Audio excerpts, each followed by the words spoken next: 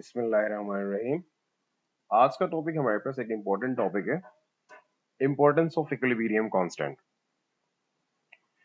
इससे पहले हमने कैसी ड्राइव करके बता दिया यार इक्विलिब्रियम कांस्टेंट एक्सप्रेशन कैसे ड्राइव किया जाता है, law of mass action apply की, फिर उसके बाद हमने पूरी डेरिवेशन ड्राइव की। फाइनली आपके पास एक केसी आया। केसी इक्वल्स टू क्या होता है? Concentration of product divided by concentration of reactant.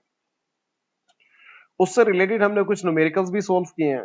तो जब आपने सॉल्व किए तो कुछ कांस्टेंट नंबर्स आपको मिले हैं। कांस्टेंट नंबर से मुराद में भी आपके पास है, यहाँ पे 2 भी आ सकता है, यहाँ पे आपके पास 3 भी आ सकता है, 4 भी आ सकता है, तो ऑनवर्ड कोई भी नंबर आ सकता है।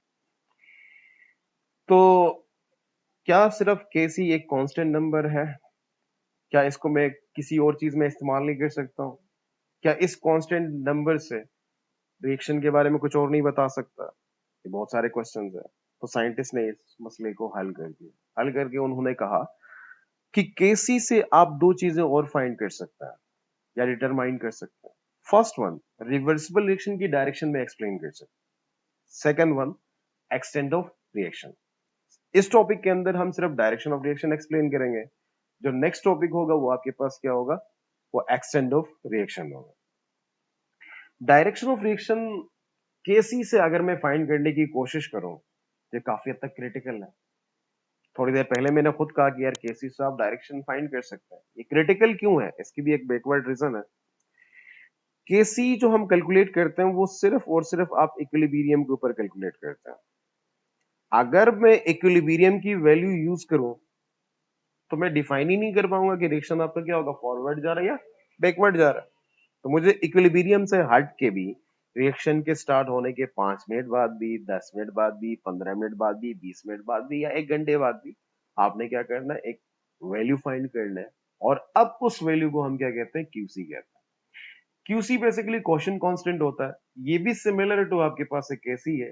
और यहाँ पे भी आप कॉन्सेंट्रेशन ऑफ प्रोडक्ट को डिवाइड करेंगे किसमें? कॉन्सेंट्रेशन ऑफ रिएक्टेंट से।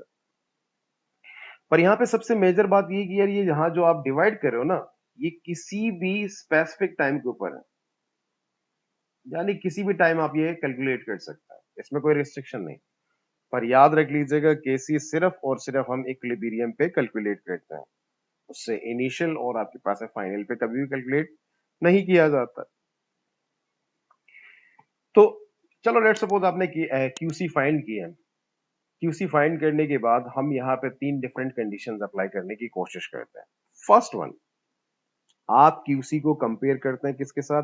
केसी के साथ। 3 डिफरेंट कंडीशंस हो सकते हैं, एक इक्वल्स टू और एक आपके पास है लेस देन और एक क्या हो सकता है? Greater than. इक्वल्स टू की कंडीशन के अंदर आप यहाँ पे ये बता सकते हैं कि यार यहाँ जो रिएक्टेंट एंड प्रोडक्ट की जो कॉन्सेंट्रेशन है, ये जो मैंने कॉन्सेंट्रेशन वर्ड लिखा, और रिएक्टेंट्स एंड प्रोडक्ट की कॉन्सेंट्रेशन आपस में इक्वल नहीं होगी। ये इक्वल होगी किसके? Equilibrium concentration. अक्सर बच्चे यहाँ पे ये समझते हैं कि प्रोडक्ट एंड रिएक्टेंट्स की कॉन्सेंट्रेशन एक दूसरे के इक्वल है। ऐसा कुछ भी नहीं है। यानी जो प्रोडक्ट एंड रिएक्टेंट की कॉन्सेंट्रेशन होगी वो इक्वल होगी किसके? Equilibrium concentration. अगेन रिपीट कर रहा हूं, मैक्सिमम स्टूडेंट यहाँ पे ये समझते हैं कि रिएक्टेंट्स एंड प्रोडक्ट्स जितने भी है उनकी कॉन्सेंट्रेशन एक दूसरे के इक्वल होगा, तो तब आपके पास इक्विलिब्रियम डिफाइन कर सकते हैं। या आपके पास है क्यूसी इक्वल हो सकता है किसके? केसी के। ऐसा कुछ भी नहीं होता है। यहाँ पे जो रिएक्टेंट एंड प्रोडक्ट की जो कॉन्सेंट्रेशन है वो इक्वल होनी चाहिए किसके? Equilibrium concentration. उस वक्त आपका जो सिस्टम होगा वो सबसे ज्यादा स्टेबल होगा, वो सबसे ज्यादा स्टेबल होगा। इससे रिलेटेड आपके पेपर में एक एमसीक्यू भी पूछा जा सकता है कि यार वो कौन सा स्टेज है जहां पे आपका रिएक्शन सबसे ज्यादा स्टेबल है। तो आप बता सकते हैं कि क्यूसी किसके इक्वल होना चाहिए? केसी के। अब सेकंड कंडीशन की तरफ मूव ऑन करना चाहे तो सेकंड कंडीशन के अंदर देखिए ये आपके पास क्या लिखा हुआ है? लेस देन लिखा हुआ है। अगर क्यूसी की वैल्यू लेस देन केसी है तो ये इंडिकेट करके बताता है कि हमारा प्रोडक्ट क्या हो रहा है इस वक्त? इंक्रीजिंग कंडीशन में। यानी आहिस्ता आहिस्ता आपका प्रोडक्ट का कॉन्सेंट्रेशन क्या हो रहा है? बढ़ रहा है। तो बेटा प्रोडक्ट किस चीज से बन रहा है? रिएक्टेंट से। अगर आपका प्रोडक्ट इंक्रीज हो रहा है तो रिएक्टेंट साथ साथ क्या होगा? डिक्रीज होगा। यहाँ पे आप ये भी लिख सकते हैं कि decrease in concentration of reactants, इससे कोई फर्क नहीं पड़ता। अब डायरेक्शन के लिहाज से अगर मैं बात करना चाहूँ तो यार मेरा प्रोडक्ट इंक्रीज हो रहा है तो रिएक्शन किस डायरेक्शन में होगा? फॉरवर्ड में होगा। रिएक्शन किस डायरेक्शन में होगा? फॉरवर्ड में होगा। उसी तरह थर्ड वन लास्ट जो आपके मेजर कंडीशन है वो ये है कि अगर क्यूसी आपके पास से ग्रेटर होना चाहिए किससे? केसी से। ये हमें ये इंडिकेट करके बताता कि ये जो प्रोडक्ट की कॉन्सेंट्रेशन आपके पास है वो क्या हो रही है? डिक्रीज हो रही है। अगर प्रोडक्ट की कॉन्सेंट्रेशन डिक्रीज हो रही है तो इसका मतलब ये है कि यहाँ प्रोडक्ट से आपका क्या बन रहा है? रिएक्टेंट बन रहा है। तो रिएक्टेंट की कॉन्सेंट्रेशन साथ साथ क्या होनी चाहिए? इंक्रीज होनी चाहिए। तो इस कंडीशन के ऊपर जो रिएक्शन है वो किस डायरेक्शन में होना चाहिए? रिवर्स डायरेक्शन में होना चाहिए। याद रख लीजिएगा ये पेपर में आपसे पूछा जा सकता है, मे बी सेक्शन बी में भी पूछे या सेक्शन सी में पूछे, ये उनकी मर्जी है।